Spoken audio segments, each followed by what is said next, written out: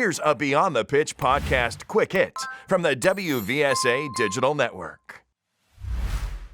It's a really, really interesting question at the moment because there's a lot of talk, and discussion, some great discussion points on, the kind of difference between male athletes and female athletes. Is there much of a difference? Do we know that at the moment? I don't think we do. I think the literature at the moment still needs to be found. We need to do the research. I mean, I'm sitting here in front of me with a textbook called the Exercise in Female, and it's an area that I didn't know enough about, and so I brought the textbook to go and read. But right now, I think the agreement across the literature is that you've got athletes that are trying to perform and recover from the demands of their sport, and yes, there will be subtle differences in terms of the requirements and the needs that those athletes have. So a good example is that females have different hormones than men. And of course, that will have different impacts on the body.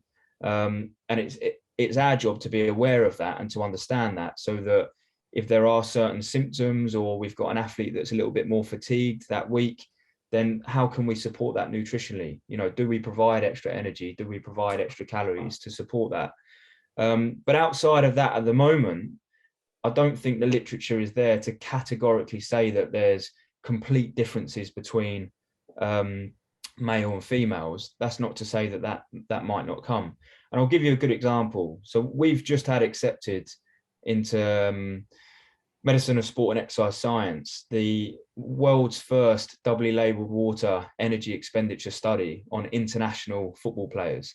So we studied the senior women's squad at England football, and we wanted to identify what was the energy expenditure on an international training camp. And we've got that data. It's been accepted. It will be published very soon. But what we saw there was that there's quite a lot of energy expenditure on a training camp. And lo and behold, you've got athletes that are not consuming enough energy intake. So what we're presenting now, irrespective of whether they're a male or a female, we've got athletes that are under fueling. Likewise, what Dr. Marcus Hannon, who I interviewed for the book, what he saw at academy, premiership, football or soccer level was that you had academy players expending potentially 4,500 calories a day and only consuming 2,000 calories a day, 2,500. So again, you've got academy male football players that are under fueling.